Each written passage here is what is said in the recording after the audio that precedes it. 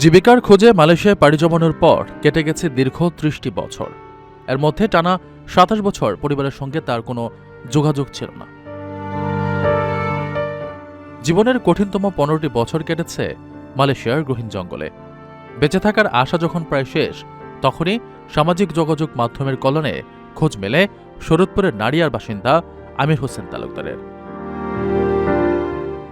দীর্ঘ প্রতীক্ষার অবসান ঘটিয়ে মঙ্গলবার দিবাগত রাত ১২টা ১০ মিনিটে পার্টিক এয়ারের একটি ফ্লাইটে তিনি ঢাকায় পৌঁছান। বিমানবন্দরে হারানো বাবাকে ফিরে পেয়ে কান্নায় ভেঙে পড়েন তার সন্তানেরা। ৩ দশক আগে সচ্ছলতার আশায় দেশ ছেড়েছিলেন আমির হোসেন। প্রথম ৩ বছর পরিবারের সঙ্গে যোগাযোগ থাকলেও এরপর তিনি পুরোপুরি নিখোঁজ হয়ে যান। বাধ্য হন লোকালয় থেকে বিচ্ছিন্ন হয়ে জঙ্গলে মানবেতর জীবন কাটাতে। সম্প্রতি মালয়েশিয়ার প্রবাসী বাংলাদেশিদের নজরে পড়ার পর তার একটি ভিডিও সামাজিক যোগাযোগ মাধ্যমে ছড়িয়ে পড়ে। সেই ভিডিও সূত্র ধরেই প্রবাসী ও বেসরকারি সংস্থা ব্র্যাকের যৌথ প্রচেষ্টায় তার পরিবারের সন্ধান মেলে।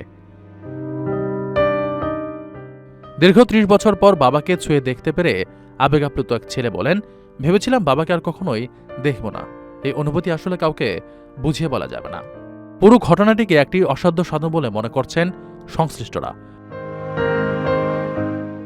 ব্র্যাক মাইগ্রেশন ওয়েলফেয়ার ম্যানেজার আলামিন নন জানান, প্রবাসীদের উদ্যোগ এবং ব্র্যাকের দ্রুত পদক্ষেপে আমির হোসেনকে দেশে ফেরানো সম্ভব হয়েছে।